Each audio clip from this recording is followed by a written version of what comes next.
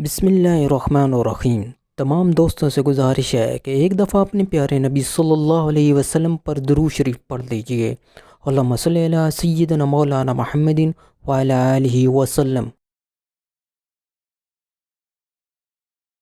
حضرت مغیرہ بن شعبہ رضی اللہ عنہ نے روایت کیا ہے کہ نبی کریم صلی اللہ علیہ وسلم نے فرمایا، میری امت کا ایک گروہ ہمیشہ غالب رہے گا، اس میں علمی و دینی غلبہ بھی داخل ہے، یہاں تک کہ قیامت آ جائے گی اور وہ غالب رہیں گے۔